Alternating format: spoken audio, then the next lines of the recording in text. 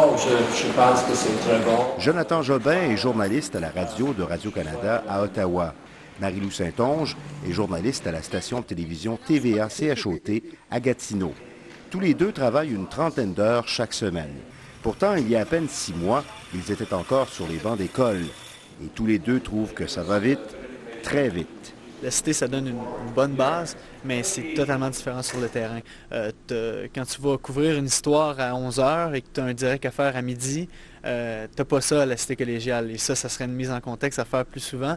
Ici, tu reviens à midi 10, il faut que tu sois en converse. La pression, personnellement, moi, ça me fait rouler à 150 000 à l'heure. Puis la pression, il y en a énormément, surtout du direct. Quand on est sur le terrain, il envoie le micro-ondes, bien là, t'as pas d'ordinateur, c'est sur tes notes, puis débrouille-toi, puis on rentre en ondes dans 5, go. Ça va très vite, effectivement. T'as pas beaucoup de temps pour te retourner. Et ça, c'est un peu dommage des fois parce que justement, tu as moins le temps d'analyser les informations, de vérifier. Mais c'est le journalisme des années 2000, là, tout est rapide. Parce que le comité, là, ça s'annonce assez long. C'est ça qui est un peu le plus frustrant en radio parce que des fois, tu vas couvrir des choses pendant 3-4 heures de temps, des grosses réunions.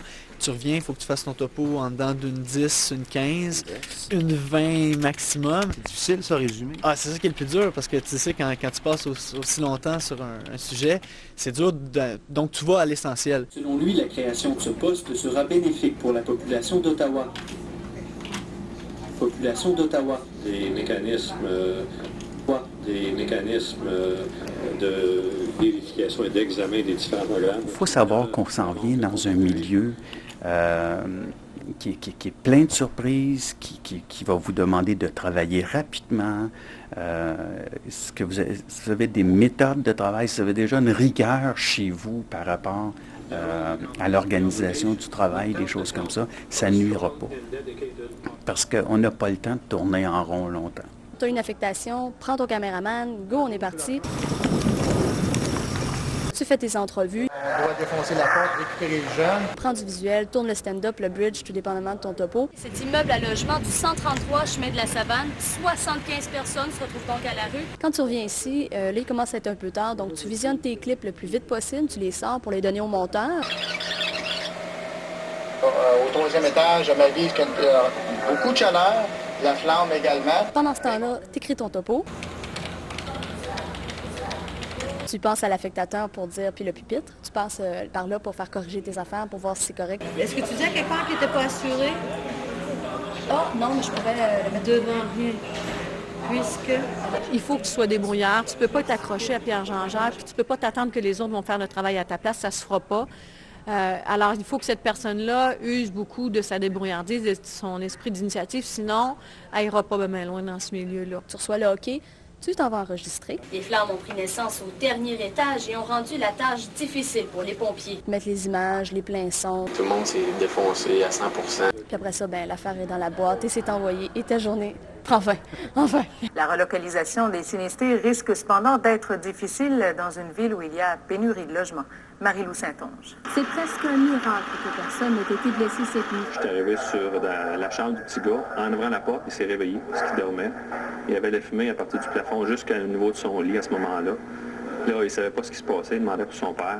Je lui ai dit que j'étais pour l'amener à son père. Je l'ai pris dans mes bras. Moi, j'ai 3 enfants, là, puis jamais je laisse quelque chose comme ça arriver. Puis ça fait partie de nos fonctions. Personnellement, je fais 6 jours semaine. Fait que des sujets, on en fait à tous les jours, des différents, puis c'est un éternel recommencement. Donc, c'est anti-routinier, ce qui est merveilleux.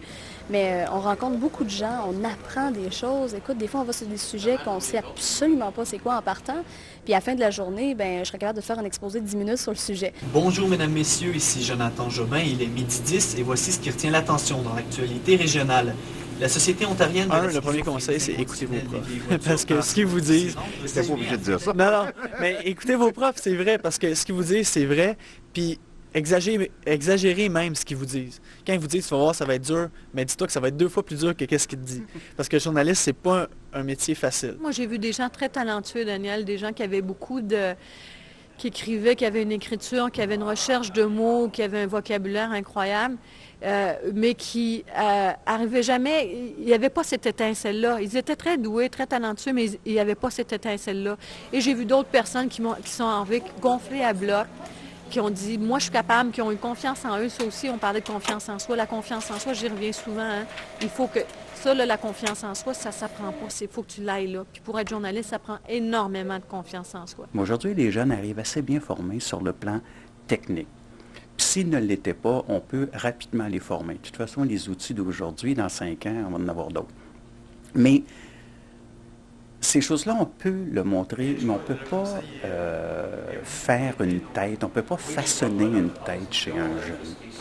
Alors, le jeune qui nous arrive, allumé, curieux, qui a des intérêts, qui est motivé, c'est un bon départ. J'ai vu des gens en V puis qui avaient une confiance en eux incroyable et puis qui ont fait des plus belles choses que des gens qui avaient déjà talentueux. Bonne soirée, mesdames et messieurs. Un incendie a ravagé l'immeuble à logement. Moi, je leur dirais, première des choses, c'est faites-vous confiance. Parce qu'il y a beaucoup de monde qui sont un peu apeurés par le métier parce que c'est impressionnant de voir des gens aller, des journalistes fonctionner, mais faites-vous confiance parce que ceux qui réussissent dans le métier, c'est parce qu'ils sont capables de le faire. Puis c'est sûr que c'est inquiétant, même si tu as tous les talents du monde, ta première journée, ça va toujours être la pire journée de ta vie. C'est stressant au bout. Puis c'est ça, c'est de se faire confiance, puis c'est de foncer.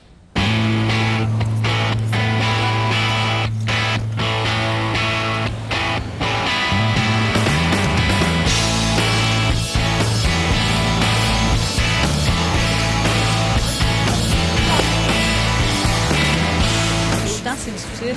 Autant il y a beaucoup d'obstacles qui se présentent dans une journée, mais autant quand tu as réussi à ramasser ce que tu voulais, à avoir raconté une histoire, avoir donné le maximum d'informations que tu pouvais donner et que ça soit clair, précis et fait dans un style intéressant, bien là, tu as une grande satisfaction que souvent tu ne vois pas ailleurs. Je suis allé à la visite de la reine Élisabeth. J'ai couvert les sénateurs durant les séries éliminatoires. C'était trippant. Là. Plus récemment, je suis allé à Star Academy. Je ne suis pas un fan de Star Academy, mais c'est l'événement, c'est que tu as 15 000 personnes qui gueulent « Oh, Star Academy », puis là, tu te dis hey, « T'étais payé en plus. » Oui, bien c'est ça. C'est ça. Comme au match des sénateurs, tu t'assois, tu regardes le match, puis tu te dis hey, « là, je trippe, puis je suis payé en plus pour tripper. » À l'ST, on nous dit, bon, on voit un peu c'est quoi sur le terrain, parce qu'on en fait en deuxième année, mais non, c'est autre chose. Puis quand on le fait pour de vrai, c'est mieux que tout ce qu'on a pu penser. C'est un métier hallucinant. Encore plus le fun que tu pensais. Ah, c'est merveilleux. C'est le plus beau métier du monde. C'est vrai.